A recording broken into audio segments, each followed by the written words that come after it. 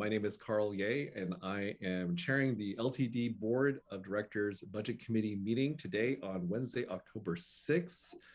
Thank you, everyone, for being here. I'm going to go ahead and call this meeting to order and do a roll call. So we'll start with Michelle Weber.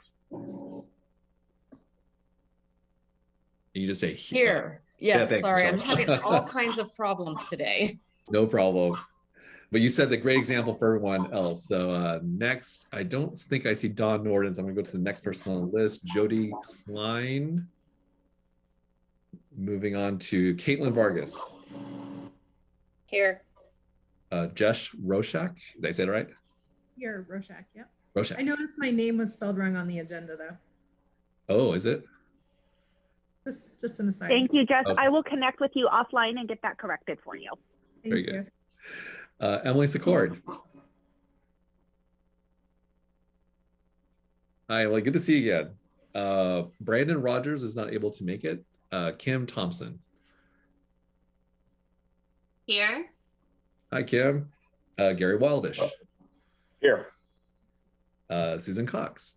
Here. Bill Whalen was also unable to make it, and which was actually the reason I was able to chair now, was because of those vacancies. And did I miss anybody? Oh, Don is here. Don.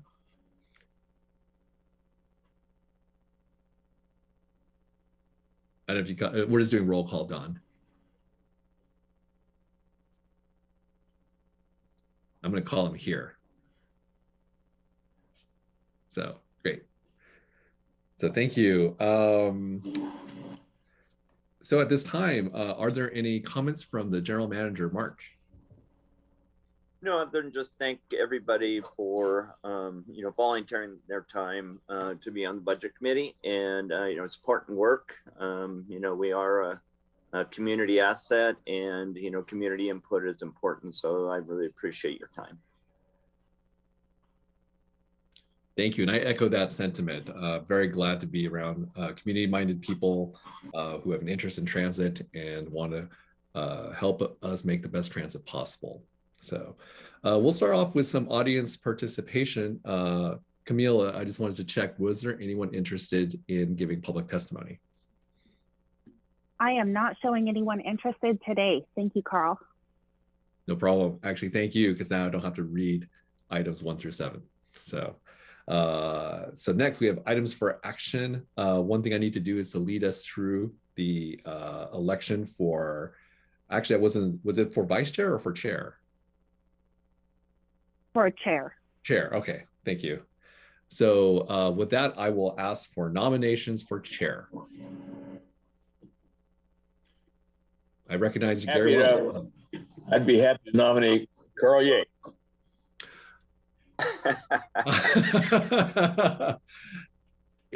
May I ask if there's anyone else interested in being chair? I second Gary's nomination. That is not what I was asking, actually. I third Gary's nomination. But just before I accept, I just want to check, was there anyone else who was interested in this position? I think I've had many opportunities at leadership positions with LTD, and I'd like to spread that around.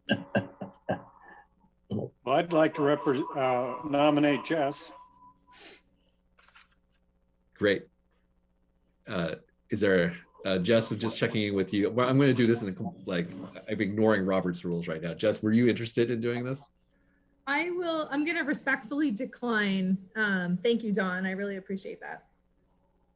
Okay, so far 0 for 2. No one's saying what I want them to say. Is there?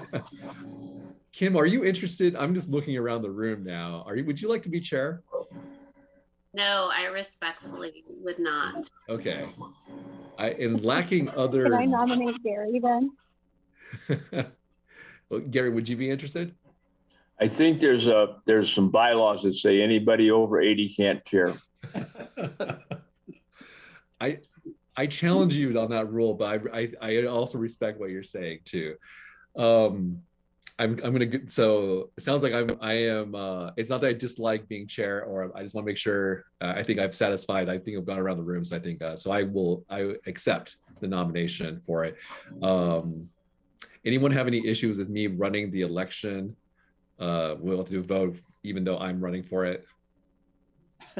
No problem. The consensus of no's. Yeah, I figured this is I'm running this very, very loose now. So it was moved by Gary, seconded by Caitlin, I believe. So now we'll go to a vote. So we'll do a roll call vote. Michelle Weber, Yes. Don Norden, Yes. and Caitlin Vargas, Yes. Jess Roshak, Yes. Alyssa Cord, Aye, that's fine. Thanks, Carl. well, I'm sorry, what was your vote? Yeah, yes, okay. Thank you. Let's see, Kim Thompson. Yes. You don't have to be so emphatic. Okay, Gary Waldish, Yes. Susan Cox. Yes. And I guess Carl gave vote aye as well. That'd be weird if I didn't vote for myself, I guess. Okay, so thank you very much. Thank you for placing so much trust in me to run the meeting. Although you didn't have any better options. I think we should be fair. So we got that taken care of. Let's go to the proposed fiscal year 2021-2022 supplemental budget. And we have Christina. You were in the room the whole time. Hello, good to see you again. And I look forward so much to your presentation. Please take it away. Thank you, Carl. And good evening, board members, budget committee members. Thank you for being here and for your volunteering for our committee. Today, I will be reviewing a fiscal year 2022 supplemental budget request and also our annually updated 10-year community investment plan, which is also referred to as the CIP. I will start by reviewing the supplemental budget and then request your approval of that supplemental budget for the Medicaid, specialized services, and general funds. And then I'll do the same for the CIP. So the heart of all that we do is to achieve our mission, which is to connect our community. Today, I will cover the timeline for obtaining board approval of our request for a supplemental budget for the Medicaid, specialized services, and general funds. I will then walk through the details of our fiscal year 2022 supplemental budget request. I will also walk through how this supplemental budget request aligns with our strategic business plan and our long-range financial plan.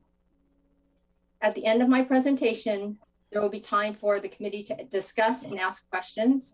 And after discussions, I will ask for you to make a motion to approve the supplemental budget either as presented or with committee recommended amendments. So before I dive into the timeline, I will start with some context. Our fiscal year 2022 budget was adopted in May of 2021.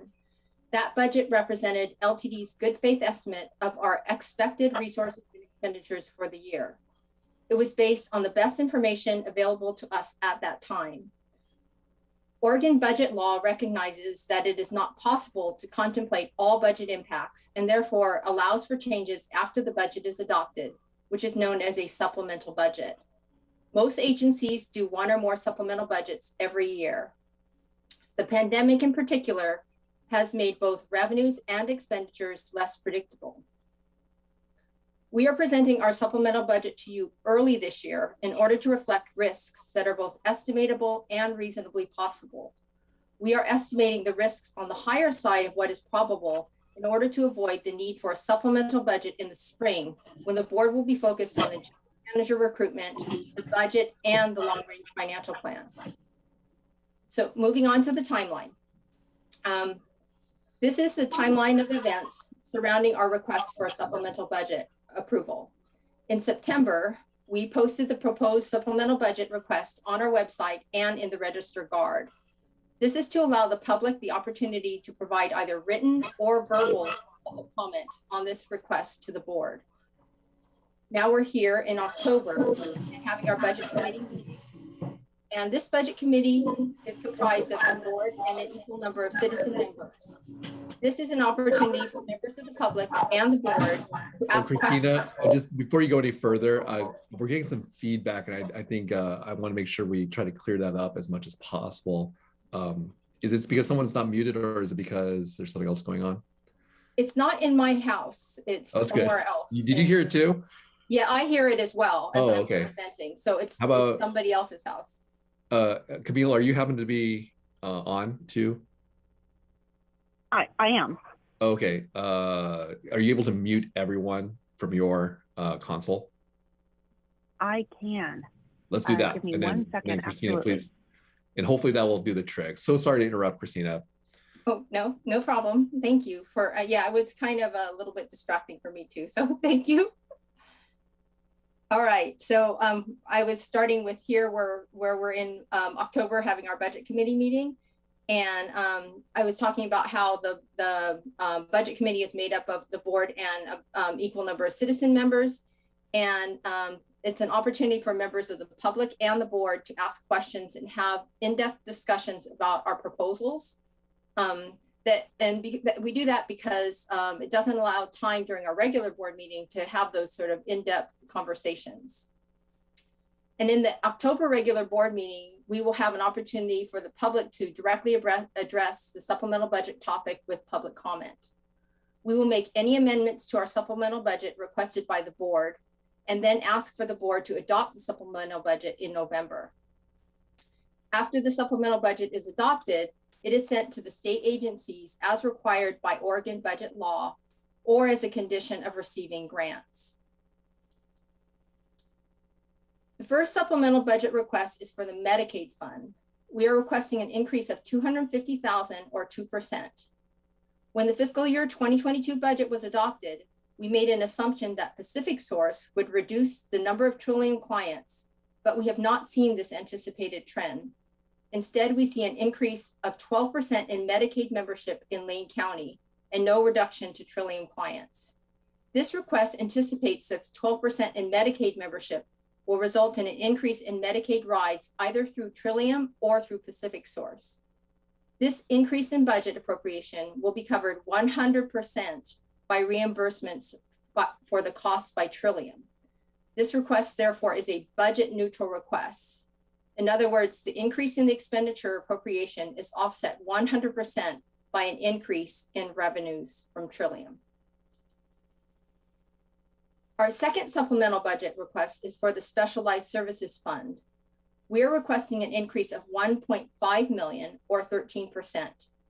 When the fiscal year 2022 budget was adopted, the rate used to calculate the expenditure appropriation was based on the rate in the contract. That contract has since been renegotiated as a result of rising costs due to regulatory changes and COVID-19 protocols, which have increased both the administrative and variable rate costs for the ADA services that we provide. The $1.5 million increase in appropriation is covered by a transfer from the general fund. This increased general fund transfer is covered by higher than budgeted payroll tax revenues. In all that we do and all that we invest in, we check our decisions against our adopted strategic business plan. The areas highlighted in blue represent the strategic areas of focus that this supplemental budget covers. The first strategic area addressed is customer satisfaction, which we believe includes delivering outstanding service to all of our customers in an equitable and inclusive manner. The second area is community value, which focuses on achieving high value by providing a one-call center for community members to access multiple transportation programs conveniently by dialing just one number. Our RideSource customer service representatives do the heavy lifting to determine which program can support each trip and then get it scheduled. Both the Medicaid and the variety of human service transportation programs included in the Specialized Services Fund are available through this integrated service model. The final strategic area of focus addressed is financial health. As part of evaluating the supplemental budget, we take a comprehensive and sustainable look at the long-term affordability of our proposal while ensuring that we address the short-term needs of the organization. We apply a conservative lens now to ensure that we can sustain a high level of service to the community in the long run. In short, this supplemental budget request ensures continued services to provide transportation to people who are low income, older adults, and riders with disabilities. It provides value to our community in a fiscally responsible way by providing quality access while leveraging resources and efficiencies to more fully meet the needs of our community. Whenever we propose a budget or a change to the budget, we assess the short-term affordability and the long-term impacts. You will recall that the goals for both the short and long term is that our annual revenues equal or exceed our annual requirements, including accounting for 2 months of an operating reserve. Both our current budget and our proposed supplemental budget meet this requirement.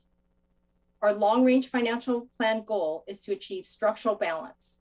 This means that our annual incoming revenues from payroll taxes, fares, and other annual sources cover our annual operating expenses, including expenses for capital grant matches.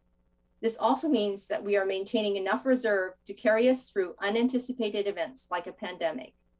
Again, both our current budget and our proposed supplemental budget meet this requirement. Although the impacts on this page are not part of our supplemental budget requests, part of assessing the long-term affordability of our requests involves assessing potential impacts and trends. This is a conservative approach to our financial analysis. Our payroll taxes continue to be strong. Our fiscal year 2022 budget assumed that payroll taxes would be flat to fiscal year 21 actuals, which, when we did the budget, was a conservative estimate. Continuing that same assumption of flat payroll taxes from fiscal year 21 to fiscal year 2022, but with better information on fiscal year 21, we are forecasting for payroll taxes in fiscal year 2022 to be $4 million higher than what we originally budgeted for. And this increase would be expected to stay flat in the foreseeable future years, barring, of course, any economic downturn. On the personnel services cost side, we are seeing an operator shortage due to challenges hiring operators. Our plan continues to be to increase our service and operators as hiring allows. This will be partially offset with the need for additional administrative staff to both achieve our strategic priorities and to right-size the organization, which has been stretched thin since the reduction in force in fiscal year 20. In the coming year, we will be conducting an in-depth analysis of the operations, procedures, and service model for our RideSource call center. Over the years, the programs coordinated through RideSource have blossomed. The calls volume and trips coordinated have burst, most notably the passage of the Affordable Care Act, which includes access to transportation for eligible trips at no cost to the member. We are now arranging planes, trains, and automobiles to get people to trips on their eligible appointments. In order to meet the demand, we supplement the capacity of our internal fleet through contracts with 26 private providers, most of them taxis. This involves significant coordination, financial tracking, and rigorous compliance requirements. Our analysis will provide a holistic look at where we are today and where we are headed. It will also consider the fast-paced evolution we've experienced, as well as evaluate and implement changes to ensure we are serving our community with quality services in the most responsible manner possible. The results of our analysis may result in variability in the amount of transfer needed from the general fund in future years. That said, our goal with the COA is to optimize service for the community, find efficiencies to reduce costs. With the information available, we believe we are conservative in forecasting that 1.5 million increase transfer from the general fund to the specialized service fund continues. This is a summary of what I've been talking to in the previous slides. The first section, titled Structural Balance Analysis, May 2021, is what is currently in the long-range financial plan that was adopted in May of 2021. To achieve a structural balance, our non-federal formula fund revenues must be equal to or greater than our annual requirements. The annual requirements include our annual operating expenditures, our transfers to the point-to-point, Medicaid, and specialized services operating funds, and the transfer to the capital fund for grant matches. Under the current long-range financial plan, a structural imbalance existed until fiscal year 2026. This imbalance is covered either by federal stimulus dollars or working capital. As you will recall from our budget committee meeting, when you approved the fiscal year 2022 budget, we were utilizing federal grants from the 3 stimulus packages, CARES, CRISA, and ARPA, to cover the north of $20 million gap between revenues and expenditures. These packages cover the additional costs to operate in a pandemic environment, such as extra costs to clean, provide security, or to cover pandemic-related paid leave. They also cover the decline in revenues from passenger fares, as well as the infrastructure investments needed to provide a safe and equitable and reliable transportation service during a health crisis, such as bus driver shield panels. The potential impacts to the long-range financial plan section, which is right here, reflect the impacts to the long-range financial plan explained on the prior slide. Reflected here are the increased payroll taxes, the operator savings in the current year, followed by the increased costs in the future years. You also see the increased administrative adds needed to effectively manage the organization to meet our strategic goals. I've also listed grant-funded positions, which are right here. These position adds are budget neutral and limited to the duration and the funding provided by the grant. Lastly, you will see the continuing increase in the transfer from the general fund to the specialized services fund, which is right here. The good news is that these various factors project that we will achieve structural balance earlier than what was projected in the original long-range financial plan. As always, the caveat is that the future is still very uncertain and that the structural damage from the pandemic may impact us for many years. We still don't know the future outcome of our available resources or how quickly ridership will return to pre-pandemic levels. We also don't know the impacts of the Delta or other variants or how comfortable people will be to returning to their pre-pandemic activities. We continue to evaluate and rethink how our system can best serve our community, always with a sustainable level of service top of mind. Thank you for your consideration and engagement in this important supplemental budget process. Please discuss and make decisions on approving this fiscal year 2022 supplemental budget as presented or amended, or determine whether you would like to have another meeting to continue discussions. And then on the following slides here in the appendix are just the changes to that are to each one of the funds, sort of showing what we had adopted, amended, and the change, and that is also in your packet. So those are slides 13 through 20. Thank you. Christina, thank you so much for that presentation.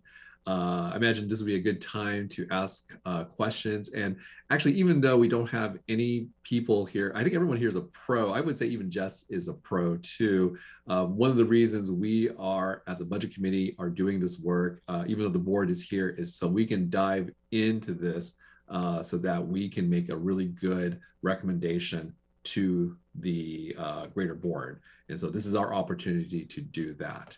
And so with that, I open it up for questions. And you can just either raise your hand. Oh, I see Gary. And then, so I'm going to do Gary and then Caitlin next. Gary, go ahead.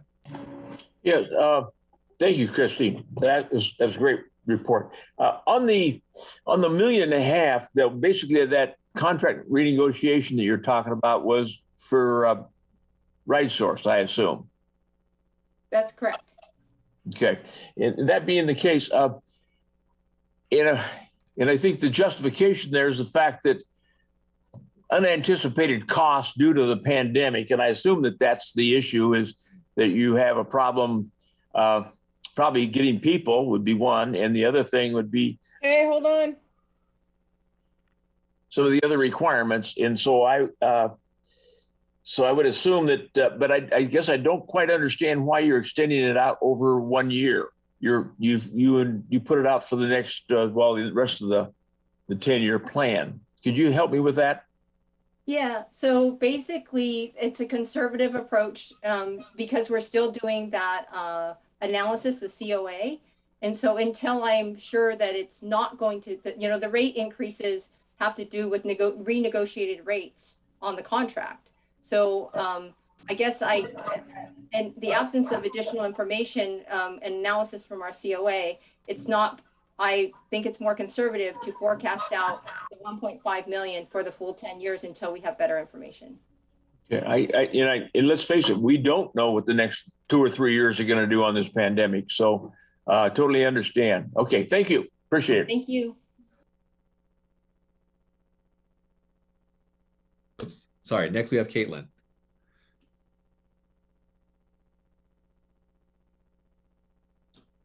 Still there, Caitlin? I didn't know. Well, while Caitlin's, oh, there she is. Sorry, run downstairs, get the pizza out of the oven.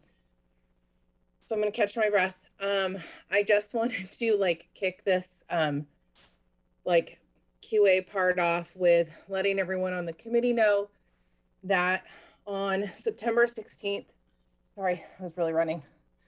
On September 16th, I got the email that LTD was awarded a certificate of achievement for excellence in financial reporting. So the certificate of achievement is the highest form of recognition in governmental accounting and financial reporting, and its attainment represents a significant accomplishment by a government and its management. So great job, Christina. And just wanted to make sure everyone knew that. That's great news. Thank you, Caitlin.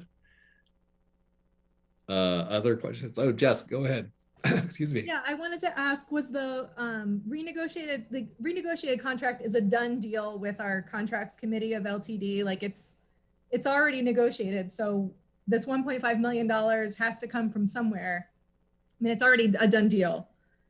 And do we know like the specific, 13% increase is like pretty significant. And I guess I don't want to obviously we can't rehash that negotiation if it's done, but that's large. And so I've heard, RideSource has been slower and there's been sort of, bumps in service and stuff like that. And so are we getting more for the 13% increase? Did we get a good deal on that? Anybody?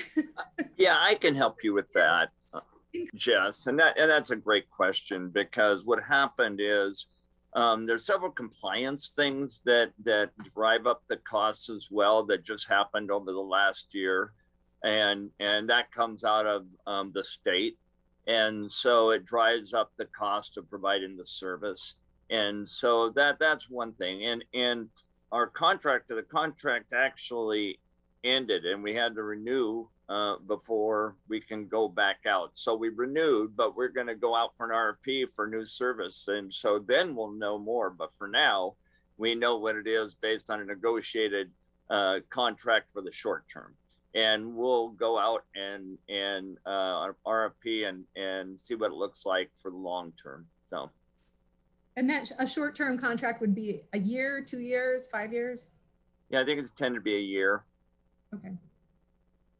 Thanks. Great. Additional questions or comments? I'm going to put myself in the queue if there is anything else. Okay, I'll go. So first of all, I want to say thank you very much to the board, and also to LTD leadership for keeping LTD on the course of electrifying the fleet. So I saw a lot of that in the packet, and I was very pleased to see that. And I think that's the right track.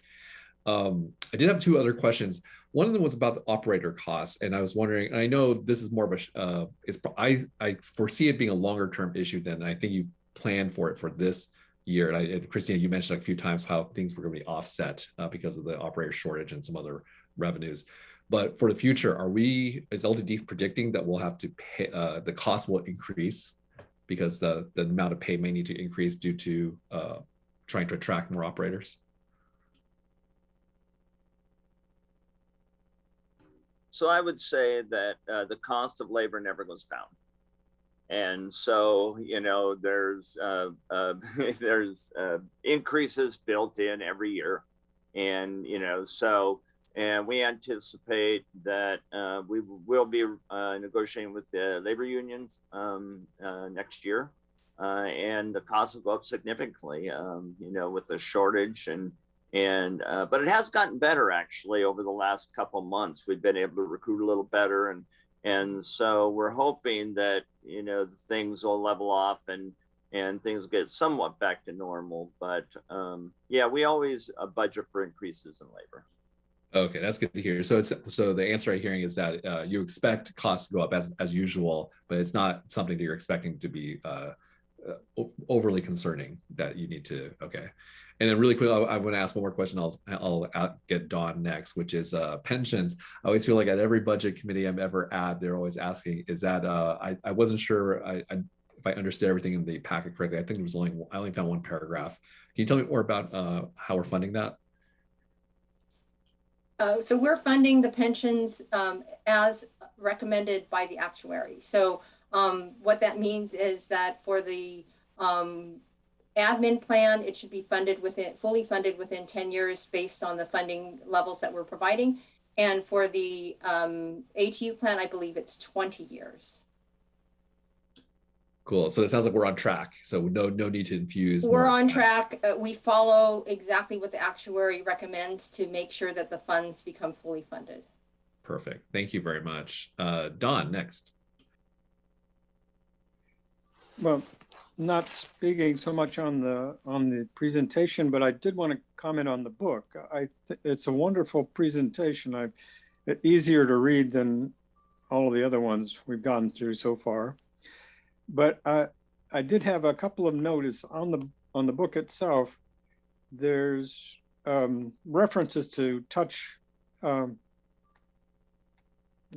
touch logo, where we've changed to the UMO one, and I'm wondering if that should be changed in the book when it gets presented. Well, it's already out there for the public to see, but you know, once we adopt this, we should probably go back to the UMO logo or the reference there. There was also a point in the I think it's on page 102 or something, where we identify our partner as Lane Link, and I think it's really Link Lane. It just, those two words were transposed, and it's a minor thing, but we might as well have it right if we have an opportunity to do that. But I really appreciate the work done there, Christine. And I really want to pile on with Caitlin there. Congratulations on that award. It was a wonderful thing to get. And I know you're a lot responsible for that. So thank you. Thank you, Don. So what you're referring to is the adopted budget that got adopted in May. So the pages from through 152 or something like that are all the adopted budget from May. And so at that time, I believe we had TouchPass, but in the next budget, when we have the next budget and the budget committee meeting, we will definitely be making those updates to UMO. And thank you for the call out on the Lane Link versus Link Lane. We'll take a look at that and make sure that that's also corrected in when we do the new fiscal year 23 budget. So thank you.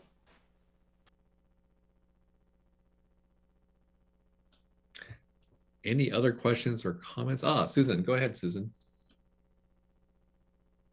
I'm impressed I managed to do that. Good eye, Don. If I ever do a book, I want you to edit it for me. I have not had an opportunity to go through a budget process before. So I'll just say, frankly, I was a little overwhelmed by 231 pages. As beautifully laid out as it is, it was a lot to go through. So I apologize if my question is already in there, but I'm curious to know all of the pandemic funding, which was received, which was pretty considerable. How does that impact planning going forward when I don't think we can necessarily count or depend on that happening in future years? Yeah, absolutely. So that's when I was talking about the importance of a structurally balanced budget and how the long range financial plan makes sure to address that only revenues that are annual revenues are balanced against the annual expenses. So we are making sure that that long range financial plan takes that into account, such that we're not raising our services beyond something that we can support with those CARES, CRISA, and ARPA funding. So we strategically utilize those funds so that we either do things that help to reduce the overall cost for the organization, make it a safer environment in pandemic and typical types of things like that that are could happen. And then we make sure that our long-term financial plan balances the operating revenues and the operating expenses that we receive annually. So you can see that in the long-range financial plan. So you could see that it goes to a point where where the two match, where the revenues and the expenditures that are recurring non-federally funded ones match. I'm curious from a staff perspective, has it been a huge extra burden to be able to have to manage and account for all of the special money that came in? I know from my experience in my company, it has been. Yeah, so I mean, it does take additional work, but we've been doing that in our finance team with the staff that we have. We did, we have Gloria who manages our grants, and she does a fantastic job. She's very familiar with all of our grant funding at the federal level as well as the state, and she also helps us to figure out strategically what the best ways to utilize the grant dollars we have. And that's one of the reasons why sometimes when I go over next the CIP, I'll talk about this is the planned funding. But when Gloria goes and we see opportunities for maybe a discretionary grant or something like that, she may find that there's a better way for us to utilize and leverage our dollars. So that what's in the plan isn't always exactly how we use it, but we're always trying to find the best uses of our grant funding.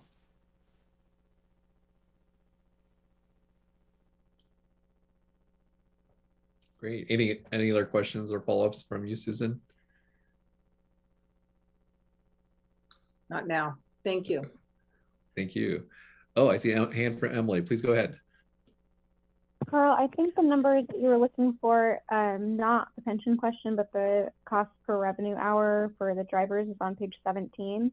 It was 163. It went as high as 237 and is now back to 222 per hour. I think that's what you were referring to earlier. Anyway, it's pretty interesting stuff. So I thought I'd point out that page in case that paragraph might be of interest. And that's not just operator wages, and that's overall costs per hour.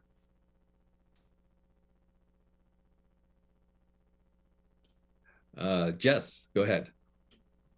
Thanks, Carl. Since we met in May, were there any additional decisions on even more electric buses than we had been expecting at that time? And has that impacted the operational maintenance budget at all? So I think in May, I think we had already planned, we had 11 ordered, and we had already planned on ordering 19 more, which we have done. And so we'll have 30 electric buses here by roughly the end of next year. And the costs as far as maintenance goes, there's a lot of training going on. So the costs are really up front. The long-term costs of electric buses are anticipated to be less because, the fuel and oils and things that they aren't using. They're fairly new technology, and we're tracking it very closely to understand, really the long-term implications of that. So the hope was that our aging fleet, was becoming very expensive for repair costs and things of that nature. And so the hope was that electric buses would help offset, decrease some of those costs eventually. So yeah, I guess when we talked in May, we knew about the 11. I think we knew about the additional buses coming. And so I just wanted to make sure that the budget was sort of had that feature in mind. Reflected. Yeah, that money was all available.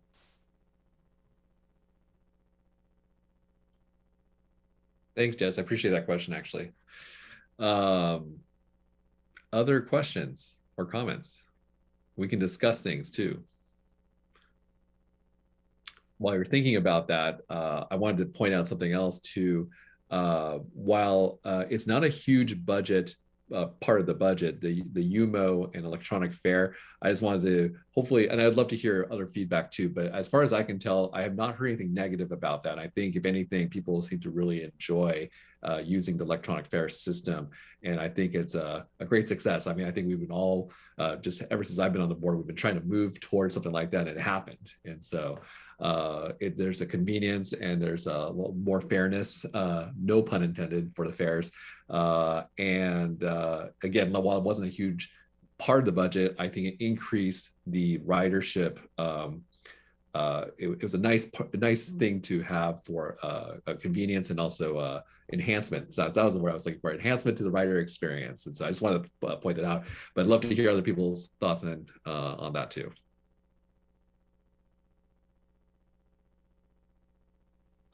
In other conversations. You're right. You're right about convenience. I would say, for example, like one of my colleagues who works for U of O just the other day, you know, all he has to do is download it and input his group pass number, and like, boom, he's ready to go. Like, it was so convenient for him. So I've also seen what appears to be a positive reaction. Yeah, and you know, on the subject of the electronic fare system, we are really looking at having a seamless fare system through the region. So Link Lane and even into Coos County are all looking at fare systems, and so we're really looking at a way to be able to, you know, have UMO being used throughout the region as a fare instrument for everyone, so that everybody can travel seamlessly. So I don't know if I'm using it wrong or not, but I was expecting it to have the real-time bus tracker on the UMO app to view, and I find it difficult for that reason. But yeah, that's coming, but it's not here yet. Got it. Probably and my other called concern, TrackMo. Sorry, go ahead, Jess. My concern with UMO is that it's advertised in the Lyft and Uber fares at the bottom of the app, and it's almost, I mean, it kind of encourages me to take those services on at the same time as I'm looking at my bus.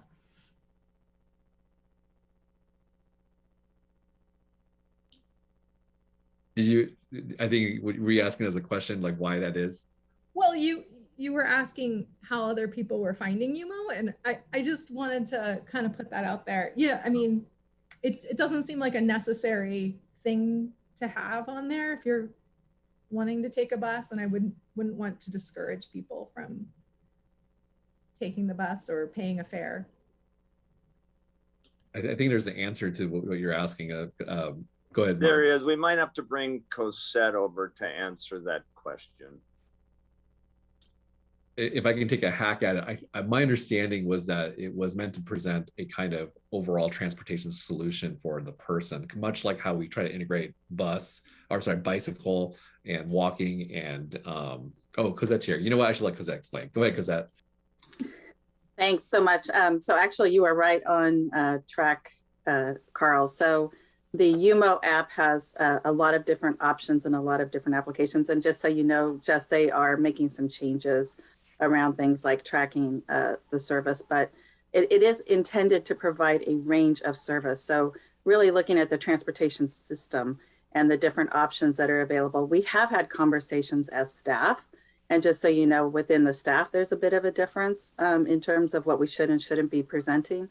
On the other hand, what we know is that there are potential opportunities where the bus doesn't run.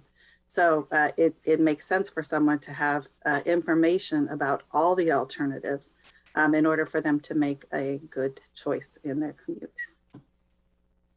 And what we hope to do, and we're working on with the city, is having kind of a mobile wallet that has every option. So bicycles, if scooters, if those come, and along with other mobility options, including buses. So. Very exciting. Thank you very much, Cosette. Appreciate that. And thank you, Mark. Thank you. I think I saw Dawn and then and I saw Emily second. Dawn, did you want to say something really quick? And then if not, I'll go straight to Emily. I think it was covered in the other discussion. I don't know what it would be. Very good. Go ahead, Emily. We lost audio on you, I think, but you are unmuted. Okay, sorry, I'm dialing in. So anyway, previous budget committee meetings, we've talked about some additional homework and research that's needed to be done as far as Oregon payroll tax. And I just wondered, Christina, if you could give us an update on that and sort of how you guys are feeling about the exchange of information, since I know that was a little bit of a challenge a couple years back. Yeah, so it's gotten a lot better. Actually, we meet with the Department of Revenue on a regular basis now.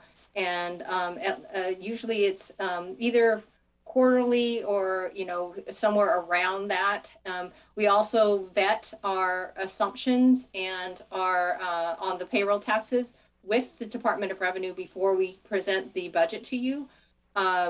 Whenever now there is some kind of take back that they, you know, like if they find that there's some kind of an error or someone's applied something to the wrong place and therefore they need to change our taxes, they always notify us now in advance. So they let us know before they, you know, so that we know that we can plan for anything that's an error. But errors are going to happen. So we know that we haven't had any large ones for a few years now, right? So since that last one we had, we've been able to not have any large errors since, and with our continual meeting with them, I think it's really helped the relationship and also their adherence to sort of what we care about. That's so great. I'm so glad that we were able to get that worked out. It sounds like that proactive communication has been really, really beneficial. And then I have a specific question, and I don't know that we need to answer it today, but I just wanted to ask, because I don't know that I saw anywhere, that on page 115 in the appendix, there's a line for payroll tax specifically, and it shows that we have a 41% increase from our estimated to our actual, or our estimated to our adopted, and it's about an $11 million line item. And I just want to understand where that's getting applied to, or if it's going to reserves, or I just want to make sure that I'm sort of mentally accounting for wherever that is being spent. Let me look at what page 115. I need to go to look at that, but anything that's before page 152 is part of the adopted budget. So that's not part of anything that you're approving today. But I need to pull this up and find. Totally. And it's not urgent, Christina, because I do realize that I guess the reason I'm asking is it's such a big difference in what we were looking at or had been using historically, or maybe just because of the one-off in the previous year. So anyway, I just wanted to ask because it was a big difference. I don't think it's paramount for decision making today. So page 115, the tables, and you're asking about which line item? Yeah, the payroll tax. Yeah, the payroll tax line item has a 41% increase.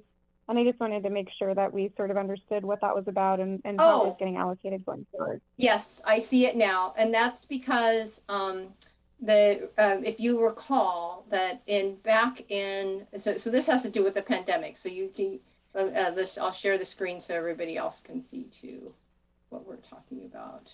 That's a great idea. Thank you, Christina. So this is the page that I think you're referencing. And this is this is because if you'll recall, when we did the fiscal year 2021 budget, we had the students come in, they showed you different scenarios, and there was like the most worst case scenario. There were like 3 different recovery options for the pandemic, and we as a board suggested that we take the most conservative, which was the most aggressive adopted choice. So we were very conservative, and we anticipated that it was going to drop significantly. And then what we said is we did not actually see that change. We didn't see it go down. And you'll remember we've had discussions since then where we said, well, we didn't see this change that we had anticipated when we did the budget. And then as a result, what you're seeing here is that this here is the increase from the old adopted, which isn't what it's not the actuals, it's the adopted budget when we were being conservative. Does that make sense? Yes, thank you for that refresher. As soon as you started describing it, I was remembering those graphs like the V and the W Yes. and whatnot. So thank you. So it wasn't an actual change of 11 million. It was just back on track to where it should have been. So thank you very much. I was very concerned that we were, really doing well, but it looks like we're just normal. Thanks. Yeah, we are just normal. Yeah, thanks. Very good. Next we have Don. Go ahead, Don. Well, I'm just following up on the payroll thing. I'm just a question, since House Bill 2017 was passed, and then we have that extra 1/10 of, or 1/10 of a percent everybody's paying. Does the Department of Revenue break that out so that we can see how much is being paid by just generally everybody and how much is being paid by the employers? So yes, so when people there's a separate amount that they're completely different payroll taxes that are on that are paid by the employers and the amount that are paid by employees, and they go into completely different funds. And so the one that is the payroll taxes that we put here is just the standard payroll tax that's paid by the employer. The one that's paid by the employee is this state transportation improvement fund, and that's the one where we have all those STIF meetings, and we have the STIF committee, and they go through and decide how those funds are going to be assigned to different projects within all of Lane County. So that's shown on a different budget. It's not broken out on this. It's actually within the LTD budget. So so it appears in a few different places. So if we look at, for example, this one, it's part of this state assistance line here, but it's not the only one, right? Because it also is in our specialized services budget as well, because some of the services that we provide that relate to STIF are specialized services. For example, let's see, what is one of the ones that we have here? I'm forgetting off the top of my head. So an example on statewide would be like the Cottage Grove Mobility on Demand, right? That's partly one of the STIF projects, or the fare collection integration. Some of those projects are all in the specialized services fund budget. So the dollars that are related to STIF go for those projects that were approved by the STIF committee. Okay. Thank you. Great. Any more questions for Christina or Mark? If not, I would say it would be a good time to discuss. Oh, was there someone who had a question? I have a question. I don't know Yeah, if go it ahead, can be Jess. answered. I'm sorry. I know the STIF funds that are going for the student passes. I don't know if this is can be answered or not, but are the funds that we're getting for every single student within Lane Transit District, or are we sort of charged per student who pick up those passes? Like, is it a per student fee who actually use it, or is it just a general sort of block grant that covers every single student, even if they don't pick up the passes or not?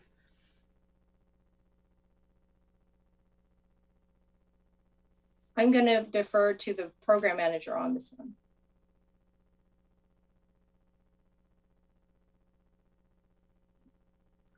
That would be Cosette then. She on her way over. Sorry, Cosette. Yes, bear with me 1 second. There's just a little delay here. She is on her way over. Welcome back. It's good to be here. It's good to be here, Jess. Thank you so much for asking the question. And it's actually a very good question. So LTD is able to get a reimbursement for every student who has access to a bus pass, whether or not they actually use or redeem that bus pass. LTD has the opportunity to get reimbursement for it. And we do that at the group pass rate. So we treat that basically at the same, in the same way that we do for University of Oregon and any of our other group pass programs, where we charge a lesser cost per person, but then we charge a larger pool of people. Does that make sense? Does that answer your question? I think so. I was thinking of the scenario in that, if students don't know about it or don't hear about it and they don't get their passes, then there's a bit of a concern about like students being able to use passes, and if LTD's saving money by not distributing them to all the kids, or I have some questions about how that's funded. And sure. Well, and just to take it a step further, LTD actually has contracts and partnerships with all of the school districts. So we make the portal, the UMO portal, available to all the school districts and the schools, and they actually issue them directly. So they have access to issue passes directly. So if a student wants a bus pass, all they have to do is go to their school, and the school can issue the bus pass. And we have gone to great lengths to promote this, in part just because we want to build future writers. This is an opportunity for us during very influential years of growing up to build future bus writers, public transportation writers. And that's a gain for us here at LTD. And it's a gain if they go out into the country somewhere else. So we really have been promoting the heck out of it. Both within the schools, we've been using social media, we've been doing a lot of other media. So we've really been promoting it. And the other side of that is that if there is anyone who potentially didn't hear about it, they likely will hear about it because, the kids talk and they all want that bus pass. That's kind of their independence or their ticket to freedom. So then they start asking the questions. So I believe it will be very well adopted and used, and again, really making those future bus riders. Thanks, Cosette. Thanks for that, Jess, too. Thank you, Cosette. I would say there certainly can be more questions, but I wanted to say that if people feel like they've got enough information, it'd be a good time to discuss whether you are in favor or not in favor of moving forward with a recommendation to the board for this budget. And I'll entertain either type of argument. Gary, you look like you might want to say something. I'm ready. Go for it. I think we need to move ahead with this one because there's a lot to be discussed yet tonight. Great deal. So I will move that we recommend that the board of directors approve the supplemental budget. Second. Okay, great. Thank you. I've got Gary Wildish moving for the approval of the recommendation for the budget, and I've got Kim Thompson seconding that. Just to make sure, any further discussion before we move to a vote? So either for or against. Okay, seeing none, we'll go ahead and do a roll call vote. We'll start with Michelle Weber. Yes. Don Norden. Yes. Caitlin Vargas. Aye. Jess Strawshak. Aye. Emily Secord. Aye. Kim Thompson. Aye. Gary Wildish. Aye. Susan Cox. Aye. And I, Carl Ye, vote aye as well. Motion passes. So thank you very much, Budget Committee. You have done your task for the evening. I don't believe we're meeting for another 6 months. So in the meantime, well, actually some of us we get to stop working for this evening. And the rest of you on the board, thank you for your service too. And with that, is there just checking? Hey, Carl? Yes. I think you got page 2. CIP. Oh, you're right. You know what? I went with A and I was like, oh, I'm done. I forgot about the CIP. Okay, thank you. Let's go to section B. We're not there. Let's go to the CIP. It fell too fast. I should have realized that. This Okay, is your thank you for that reminder. Gary. If nobody stopped me, we would have been done. We would have all gone home. Okay, let's move on to CIP. Christina, back to you. Thank you, Budget Committee members and Carl. And I'm going to share my screen here.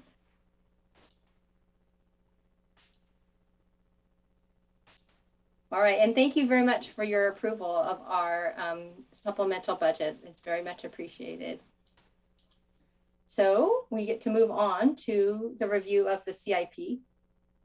So this year's CIP spans fiscal years 2022 through 2031. It represents both our near and long-term plan of investments needed in order to continue to connect our community in a sustainable and equitable way. The CIP has no spending authority.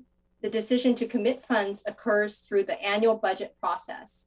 When you review the annual budget at the April Budget Committee meeting, you will also be reviewing changes to the preliminary CIP and providing a recommendation on the fiscal year 23 budget, which is inclusive of CIP projects that are affordable within our budget envelope.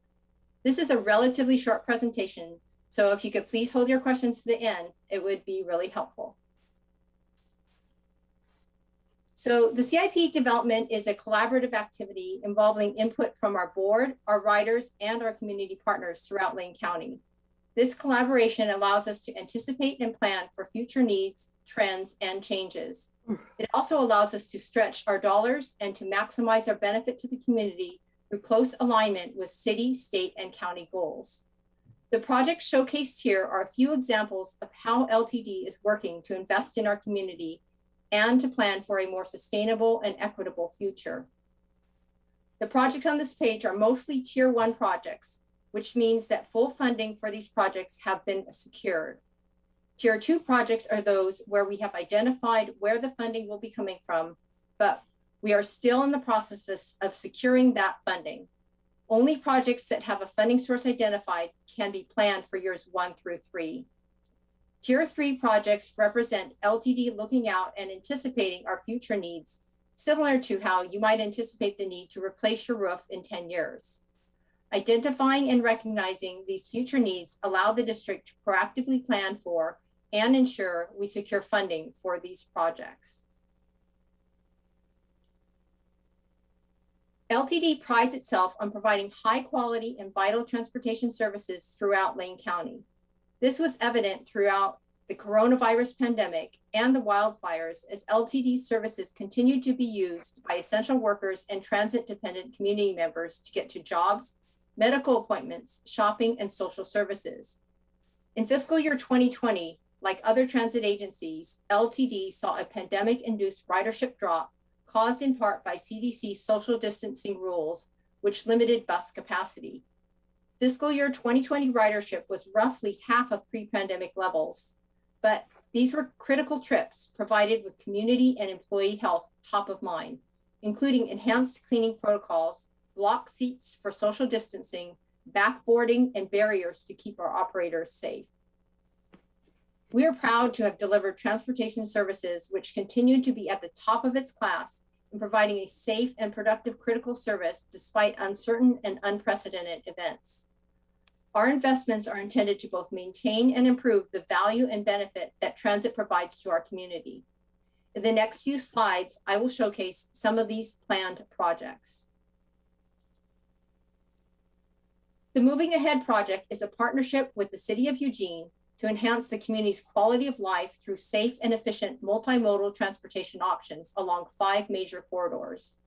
This is a demonstration of how thoughtful urban planning can connect people to jobs, schools, shopping, and recreation through sustainable transportation options such as walking, biking, and riding transit. This project takes a triple bottom line approach by taking into account care for the community, its employees and stakeholders, use of natural resources to efficiently protect our physical environment, and responsible stewardship of our financial resources. It is unreasonable to expect that all transportation modes will work for all trips, but connecting different modes together allows travelers with different preferences and abilities to choose the options that work best to meet their needs. We are fortunate to have a region that is already rich with a diverse array of mobility options, including transit, bike share, mobility on demand, ride hauling services, and much more. The Mobile Wallet Trip Planner project envisions simplifying trip planning across the various transportation options in order to encourage active and sustainable transportation choices and to empower the traveler to make informed decisions armed with the knowledge of trip time and costs, as well as the ability to utilize the array of mobility options available, all in a single planning and payment app. This project is another multi-agency collaboration. Partnerships like these help encourage people to not use their cars unnecessarily, which relieves traffic congestion, promotes sustainability, ameliorates public health, and fosters community well-being.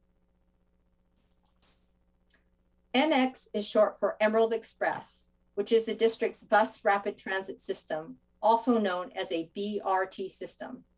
A BRT system provides the speed, reliability, and frequency of light rail with the flexibility and simplicity of a bus at 1/4 of the cost. The district's BRT system comprises 40% to 48% of our ridership, which is the highest ridership within our system. BRT is also unique in that it connects 2 cities, Eugene and Springfield.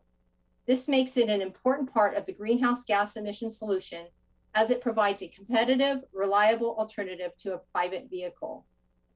An interesting fun fact, a full BRT bus can carry 80 to 100 people.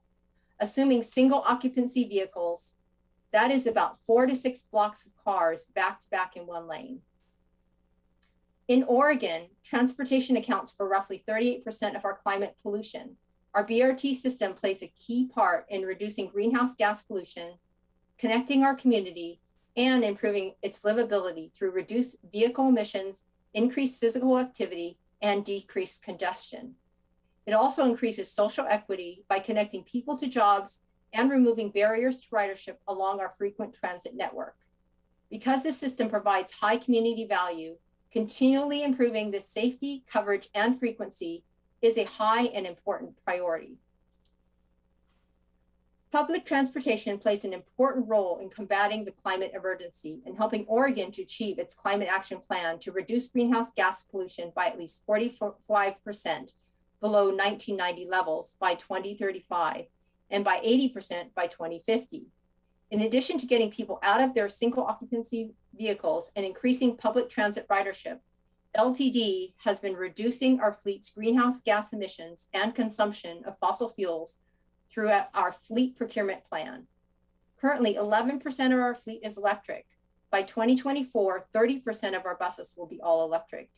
In addition, LTD is exploring emerging technologies and alternative clean or renewable fuels with a goal of phasing out 100% of our fossil fuel fleet by 2035.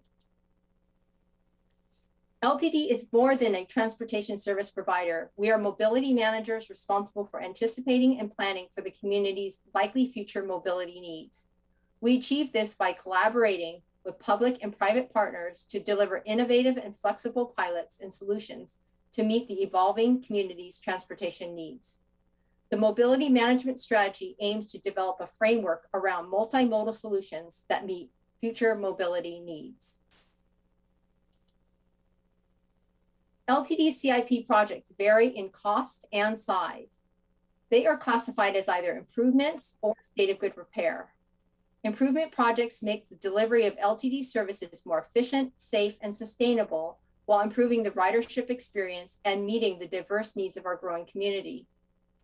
Current projects have been vetted against 7 criteria. Those criteria are the impact that deferring a project creates an unsafe condition, service disruption, or puts the district out of compliance with legal or regulatory mandates, the feasibility of being able to complete the project on time and within budget, the impact to the ongoing operating costs, the impact that the investment will have on ridership or quality of service, the contribution of the project to the local economy, the impact that the project will have on environmental sustainability, and lastly, other benefits to the community like better transparency.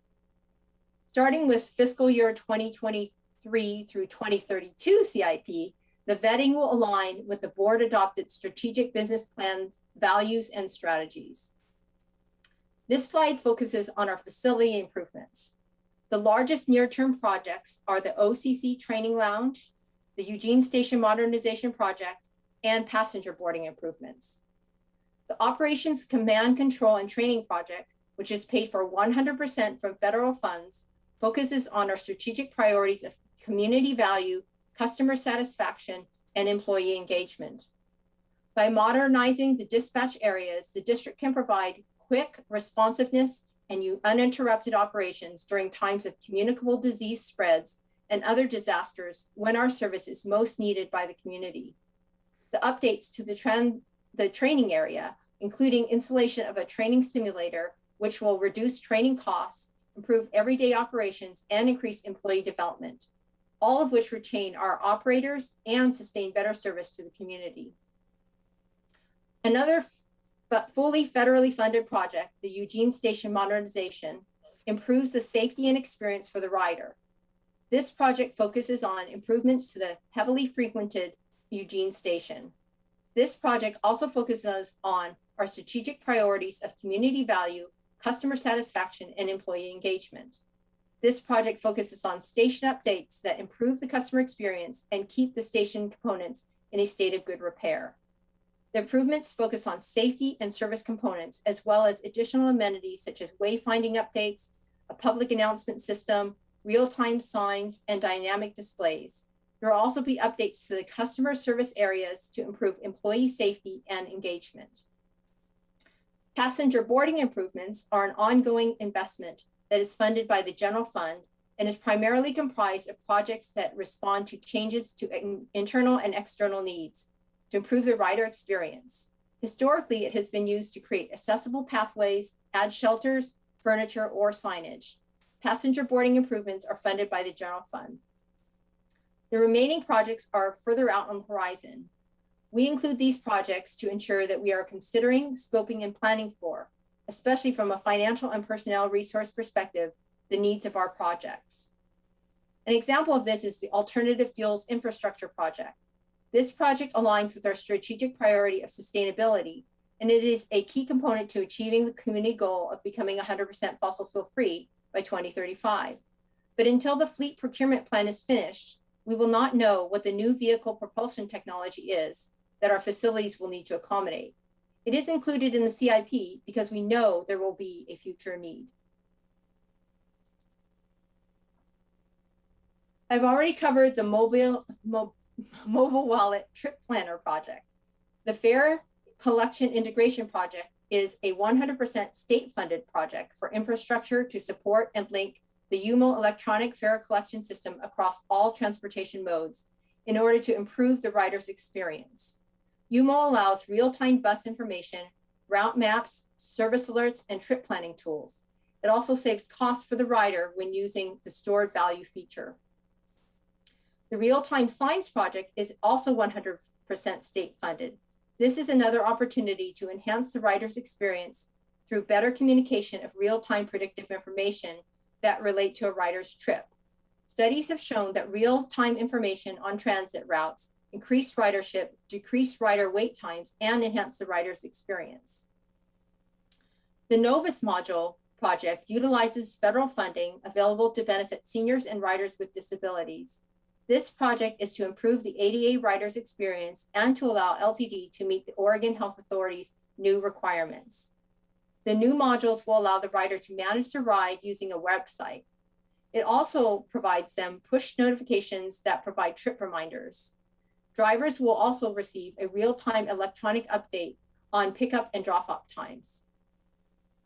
The website and NTD software projects are general funded projects. The website project will improve LTD's communication with riders and our community and prepare for our multimodal service future. The NDD software allows LTD to meet federal regulatory requirements efficiently. The near-term Frequent Transit Network Safety and Amenity Improvement Project and the System Security Improvement Projects are both federally funded projects that focus on community safety. Public transportation supports people's survival and connection, especially for minoritized groups. LTD's core values of respect, equity, and safety mean that our approach to safety is care-centered and community-based. This means that our systems and people work to improve accessibility for low-income and riders with disabilities, to increase public health, and to create a safe environment for all riders and the community. In action, this means clean and well-maintained vehicles and transit stations, including stations with ample seating, real-time information, good lighting, protection from the elements, and uniformed transit staff who de-escalate conflicts and connect people in crisis with social and medical services. It also means officers helping travelers to navigate the system and ensuring that our buses and facilities are COVID-19 safe for all. It also means visible and clear displays that strengthen a rider's sense of control and self-sufficiency. All this and much more is included in our system-wide plan to continue investing in our community safety. This page has our frequent transit network improvement projects, which focus on changes along our major transportation corridors. I've already covered 2 of the 3 largest near-term projects, the MX Corridor Improvement Project and the Moving Ahead project in detail. The other relatively large projects are the Platform Validator Fare Collection Project and the Comprehensive Operations Analysis Project. The Platform Validator Project is a 100% state-funded project and adds UMO platform validators along the bus rapid transit route. This will enhance the rider's experience by allowing them to validate their fares as the bus is approaching and make boarding seamless. In addition to speeding up boarding and allowing riders to take advantage of UMO's trip planning features, the validators will also allow LTD to collect data that helps us to plan and design our service to best meet the needs of riders. The comprehensive operations analysis is conducted every 3 years and is a detailed study of the range of LTD's mobility services and operations with the goal of applying creativity, best practices, and new technologies to better and more efficiently serve our community. This page represents our State of Good Repair projects. State of Good Repair is one of our highest priorities as it ensures that we are able to preserve our existing investments and that we are able to provide dependable, safe, and accessible services. 84% of the State of Good Repair projects are to keep our fleet, the backbone of our service, in a state of good repair. These investments also achieve our goal of phasing out 100% of our fossil fuel fleet by 2035. The second largest investment is for our tech and infrastructure projects. These projects are critical to avoid service disruptions and to ensure business continuity and resiliency in the event of a disaster. Now, pages 13 to 15 include all of our projects that I just described, but they are broken down into their planned funding sources. And they also identify the state of that funding, be it tier 1, tier 2, and tier 3. So I'm not going to go through all of these again. And then that brings us to page 16, which is the last page, and it concludes our presentation for today's meeting. But before I open it up for questions, I wanted to let you know that what the next steps are, as it's slightly different from last year. A public hearing will be held on this proposed preliminary 2022 through 2031 CIP at the October 20 board meeting. Staff will then update the CIP based on the board's direction. And then during December through March, the CIP will be updated to align with the fiscal year 23 budget process to ensure spend is within the affordable envelope. And when you review the annual budget at the April Budget Committee meeting, you will also be reviewing changes to the preliminary CIP and be providing a recommendation on the fiscal year 23 budget. Today, we're looking for your approval on this preliminary 2022 through 2031 CIP, and I will bridge from this CIP with any changes made between now and the April Budget Committee meeting at our next Budget Committee meeting in April. Thank you. Thank you, Christina. That was a big So- sigh I heard. I don't know where that came from. So now questions about the CIP. I apologize. I conflated the two issues. They are different things. And so now we are asking questions about the CIP. Yes, Gary, go ahead. Muted, Gary.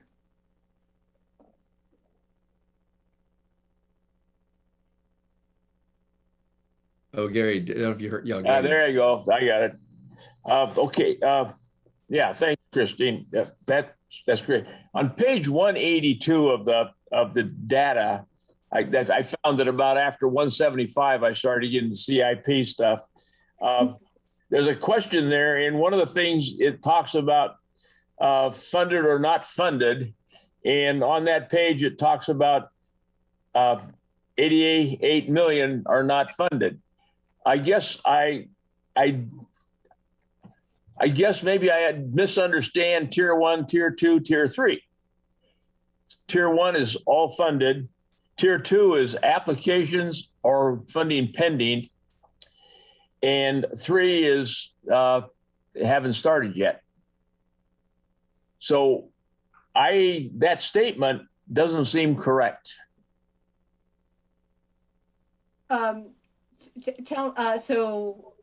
Tell me why you, I guess, okay, so let's take a quick look at that. So all of the ones that are unfunded are those that are out in the out years.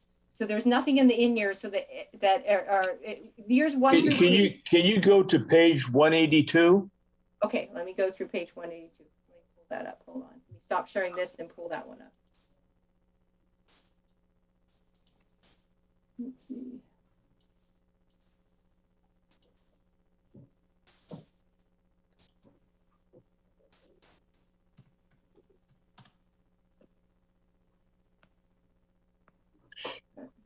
You'll see there that it says that 22 to 2037, all CIP total approximately so many dollars. Of that, 88 million represents future projects for which funding has not been secured. Right, that's this 88 million here. Okay, but my point is that has all the money been secured for tier 2? No, not so. Tier 1 funding means it's identified and secured or securable. Funding tier 2 might be something for example, if we're doing a discretionary grant or something where you're not 100% sure, but you can have.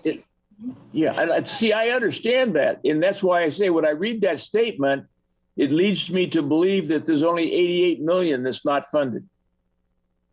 So that would be correct, that because the tier 2 funding is that it's been identified, and for example, if it's a 5307 formula fund, we would put it in tier 2 if we've identified and we know what that funding source is, and we can apply for it, that we're comfortable that we have those funds that we can apply for, and that we have. And so that is that it would be in the application process that we can go ahead and apply for it when.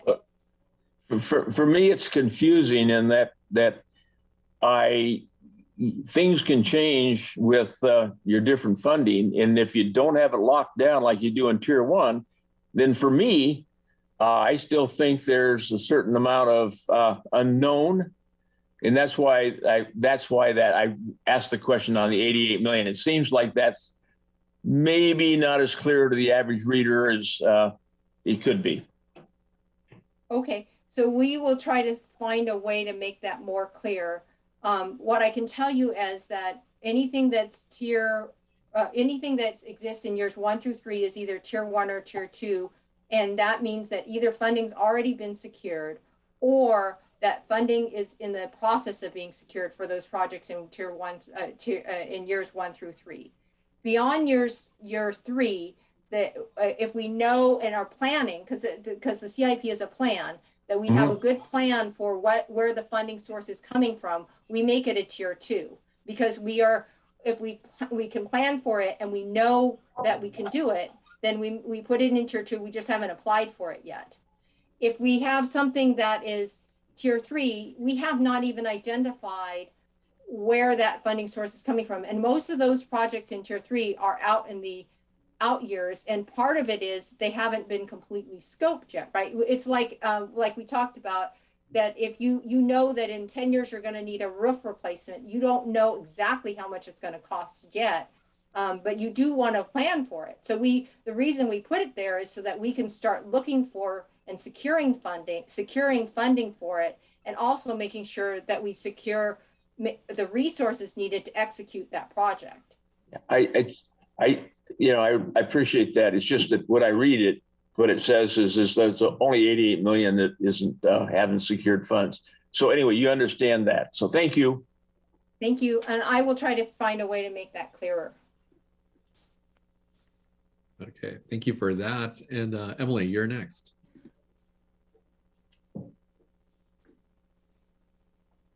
Thank you. Gary, I find that the chart on page 189 is really helpful for the tier 1 versus tier 2 versus tier 3 funding, because the color pieces is a little bit more, I guess, just provides additional clarity. I don't know if that's helpful for you or for anybody else, but anyway, that's one place where I've been able to find that. One thing that I really, really get excited when I see the community investment plan. The one thing that I feel remiss if I don't share it, is that I feel very, I guess, passionate that I want to be protective of the CARES Act dollars that were received, and that we're not just spending dollars unless it's really, really important. And I say that because what tends to happen is we say things in the future, such as, well, it's already in the budget, it's already in the community investment plan. And so there's presumptive spending that happens, in my humble opinion. And I just want to make sure that we're really clear that just because it's in the budget or in the CIP doesn't mean it's dollars that we have to spend. And I think it's really important for this committee to know that sort of as the ball gets rolling, that momentum keeps going, and the board just approves things because it's in the budget and we've already talked about it. And I don't think that that's a responsible habit to continue. So I'm just sharing that here in hopes that the more that we say it, the more that we internalize it. So otherwise, I think everything looks really great. Christina, thanks for putting this together for us.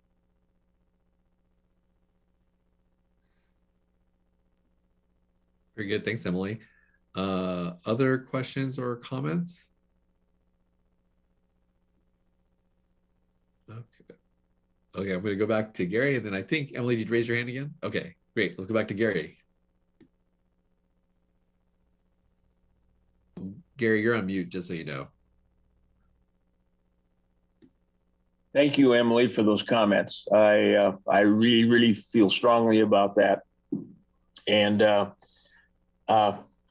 after everybody has some more, I've got some specific questions I'd like to ask, but I'd like everybody to have a shot at before we get too deep. I'll definitely keep you in mind for more questions, Gary. Emily.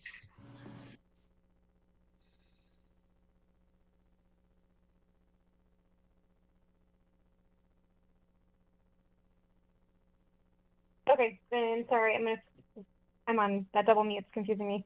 I also just wanted to point out that I think we have a lot of analysis and strategy and a lot of consulting, and I just want to encourage us to always look at opportunities to negotiate those. I know our contract committee and all of our folks who on the staff side who contribute to that do an amazing job, but if there's anything that we can do to help continue to negotiate those, I just want to encourage us to do that. So again, just another comment.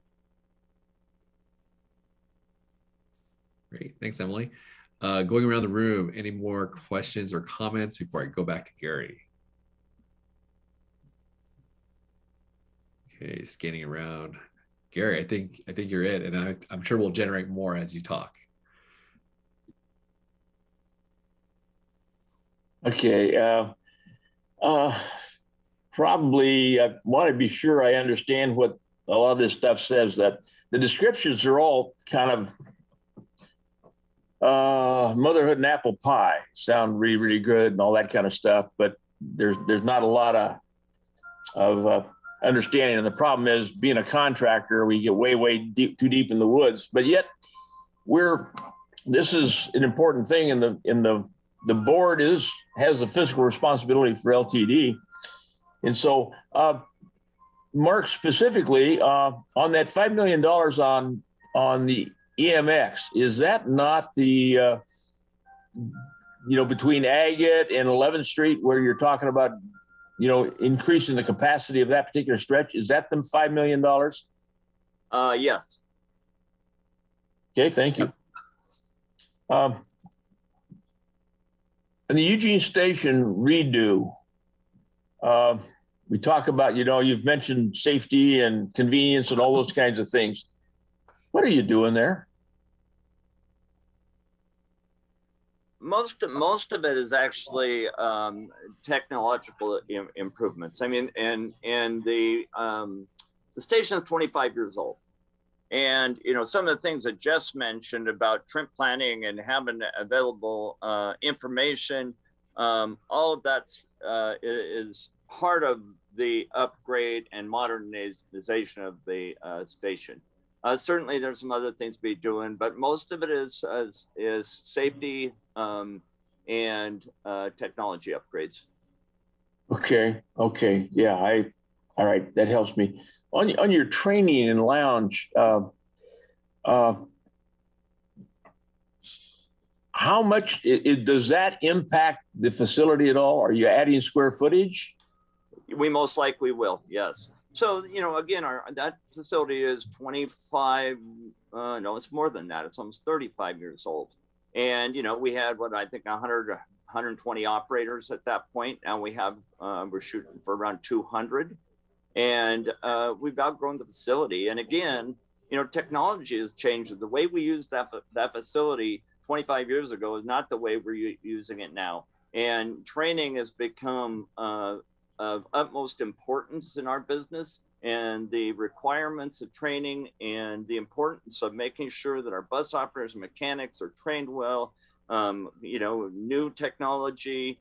We want our operators always to be safe and friendly and all the things that they need to do to go out and work. So we need a training facility that can accommodate that. And again, we just haven't had one, that has been really useful for a while.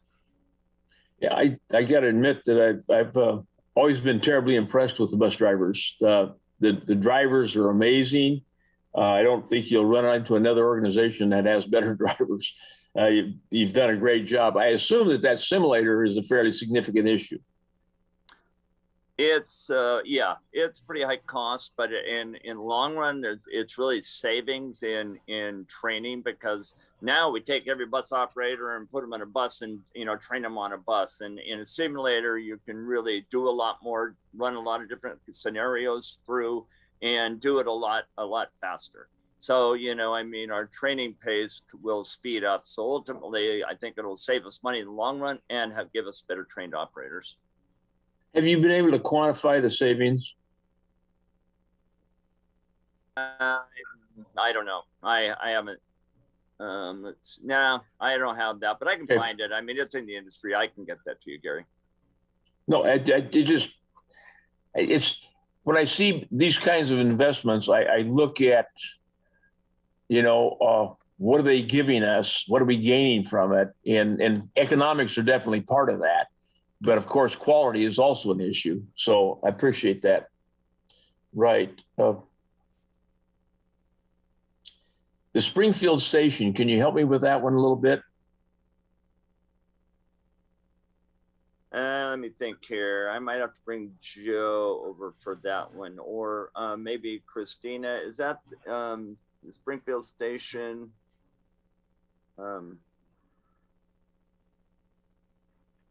You have an idea on that one, Christina? I can't remember. I think we should bring Joe over for that. Joe's here now.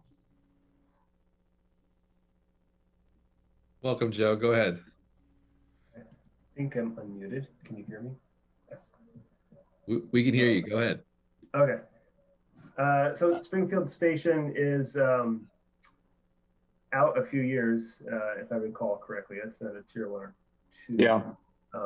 Yeah. So we are going to be about 20 years old, I think, by the time we basically it's a light rehab.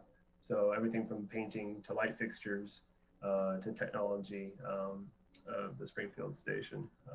So it's just care and feeding of the asset.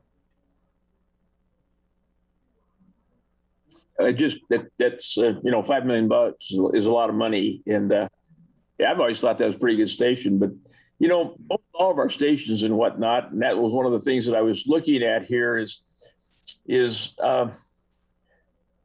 how many of these things are needs and how many of these things are wants.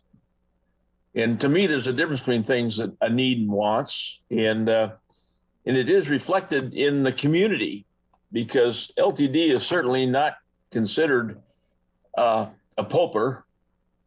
I think most people see LTD as having adequate funding, if not more.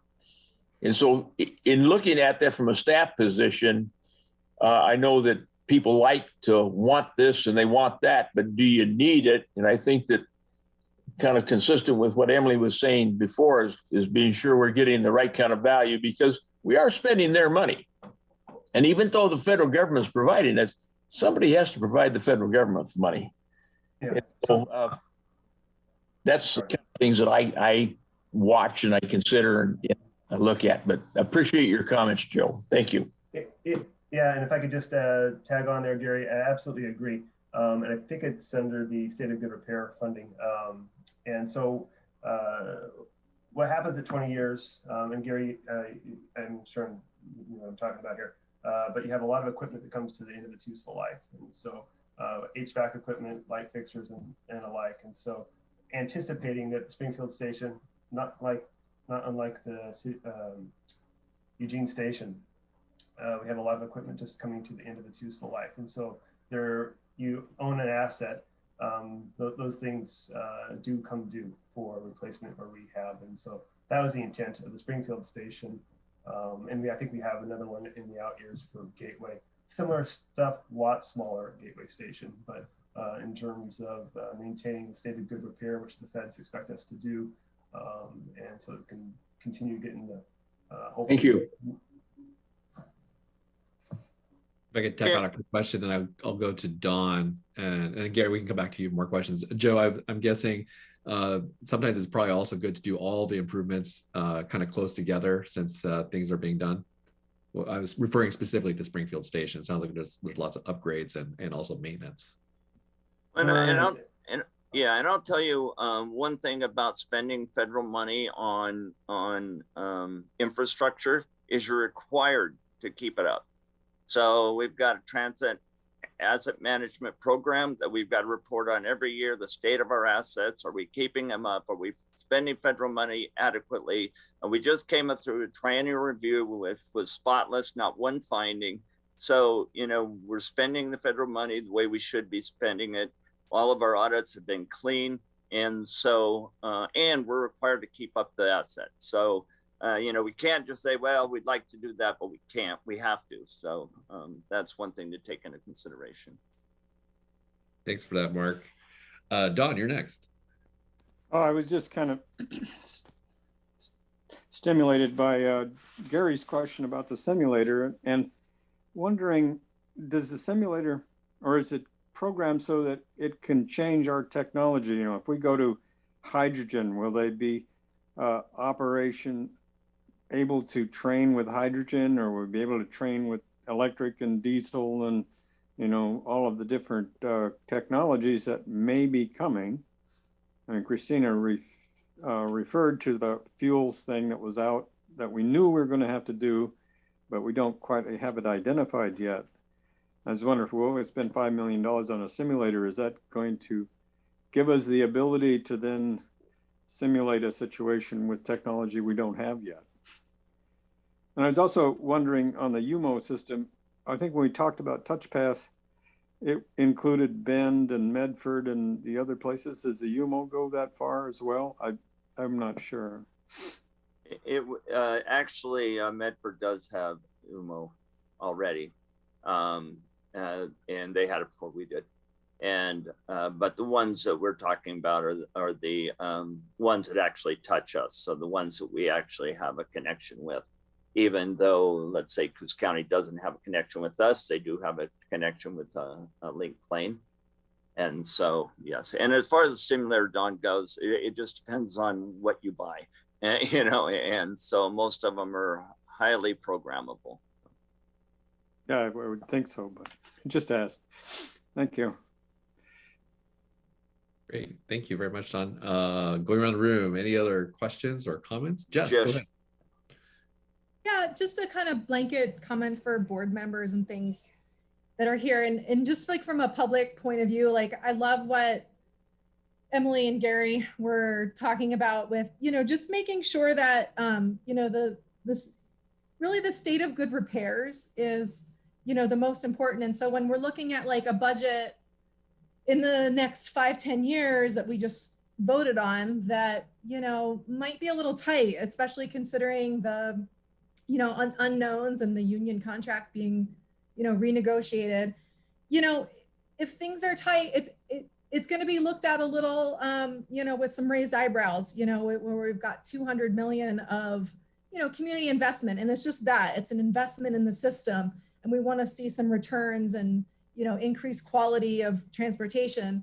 But it's going to be sort of frowned on if, you know, cuts are made and, you know, routes are cut back and we, you know, don't have sort of the basic system running. And then we're at the same time making multi-million-dollar improvements on a couple EMX stops. And so it's just to balance those ideas. And I know they're not mutually exclusive, but just to sort of keep in mind that the, you know, investing in the state of good repair, always great. And then, you know, just meditating on the needs versus wants and, you know, what we have to do if the budget is looking tight and how, I know there's funds that come from different buckets and all that and what needs to be kept up with federal funds. But just, you know, keeping that in mind that if the budget is looking, you know, sort of uncertain in the next 10 years, that, you know, a $60 million operating budget and a $200 million investments going in, you know, is hard to swallow if your routes being, you know, taken off the map.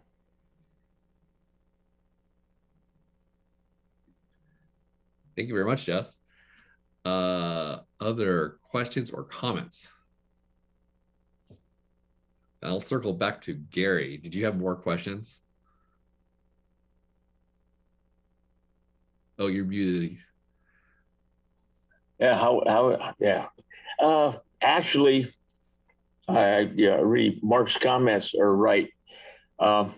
The perception that the citizenry, the 325,000 people, I think something we really need to be concerned with and watch that and use that. And I think Joe kind of answered the question that he is thinking that way, which is good. I was thinking about this entire document. This document is an incredible document. In fact, it strikes me as a marketing document. And it's something that, you know, the 213 pages or whatever.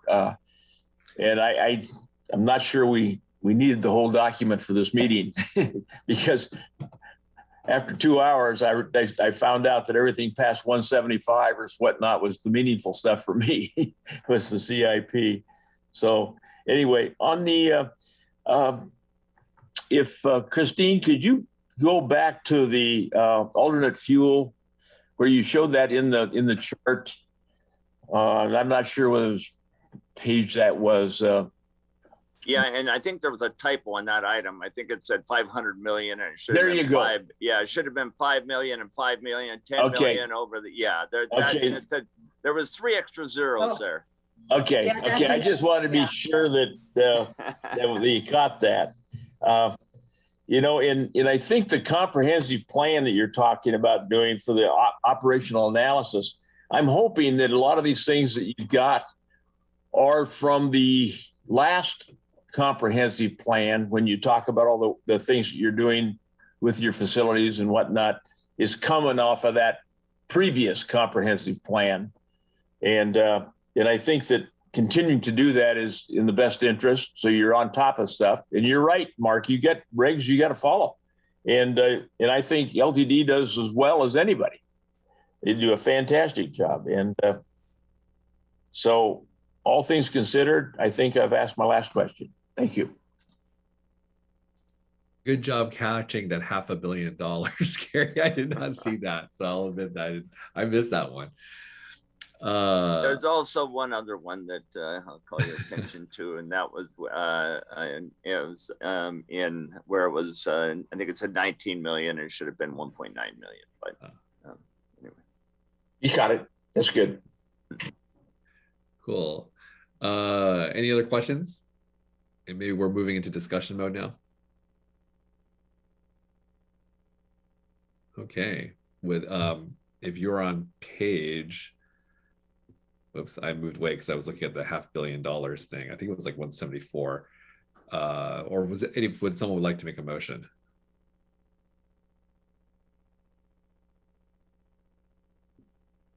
I will entertain it. It is page 174 in your packet. Written there. Oh, sorry, 175. 175. It up. I'll make a motion. Yes, please go ahead, Jess. I would like to move forward to the proposed fiscal year 2022-2031 community investment plan as presented to the board of directors with a recommendation for approval. Do I hear a second? I'll second. Seconded by Don. Okay, great. So Jess has proposed a motion to move forward the CIP to the board of directors with a recommendation of approval. Don Norden has seconded it. We'll do a roll call vote. We'll start with Michelle Weber. Aye. Don Norden. Aye. Caitlin Vargas. Aye. Gary Wildish.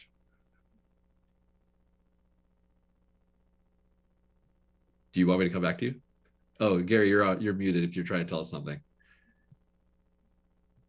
Okay, I'll mute it. Yeah, you got to admit, as I'm going through those policies, I thought we were going to have a little more discussion after. Oh. But as I went through all the descriptions and whatnot, I kind of felt like I was being asked to rubber stamp. And as you know, I'm not a very good rubber stamper. And so that's why I ask a lot of questions. Yeah. In hopes that, because I think that it's imperative that we be able to, as committee members, be able to explain these things to anybody that asks us a question. You know, and we are a pathway for people to get information on different things that LTD is doing. And so, yeah, I was concerned about it from that standpoint. That's why it looked like such a marketing tool. And it wasn't, I was looking for more information, but I've gotten a lot of information, so I appreciate that. But maybe for next meeting that people can consider maybe how it appears to people that are not necessarily on the board. But yeah, I'd approve it.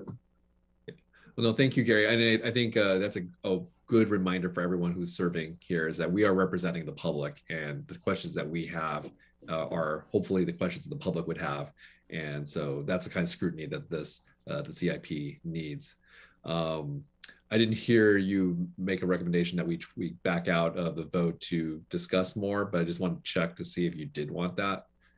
So I'm willing to go ahead and say aye. Okay. No, thank you. I appreciate that. So Gary Wildish voted yes. Let's see, moving on. Emily, oh, whoops. Where did I go? Jess, I lost my place totally. Did I ask for your vote already? Okay. Jess. Yes. Caitlin Vargas. Already voted, Carl. Oh, how did I get off so much? Kim Thompson. Yes. Emily Secord. She had to go deal with kid issues. Oh, thank you. Do you think she'll be back soonish? I'll save her for last, and we'll see. We may have enough to go without. Susan Cox. I have to say, Gary, I appreciate a lot of your comments, and maybe in the future, if we could have a little more time. We received this big document last Friday, and if we could have a little more time to be really thoughtful about it. I'm very conscious of Gary and Carl, also you acknowledging the fiduciary responsibility that we have as board members. But yes, I say aye, vote aye. Very good. Did I miss anybody? Because I think, Kim, did I ask for your vote? I did. Okay. I think I heard all ayes. I, Carl, you vote aye. Emily, just in case you're still listening, did you want to vote? Or are you able to vote? Okay, we'll mark her as not voting and not available at the time of the vote. Great, motion passes. I think now we're actually done for the evening. Please correct me if I'm wrong. I'm okay with being wrong. I think you're right. And I just want to say thank you all. I really do appreciate, Jess, your comment about, our service is more important than the infrastructure is absolutely right. And, everything we do is should be targeted on how we, build our service up. And so I appreciate that. And Gary, always I appreciate your comments. I know that you've been in the building industry a long time. You know what you're doing. You know what questions to ask. So I appreciate that. And thank you all for your time. Very good. Thank you. Yeah, Christina, thanks for that. We know it takes a lot of effort to put all this stuff together and to be able to prepare for who knows what questions we ask today too. And for everyone else who joined us. So board members, members of the budget committee and the general public, thank you very much for being with us today. And with that, I adjourn the meeting. Have a great night, everyone.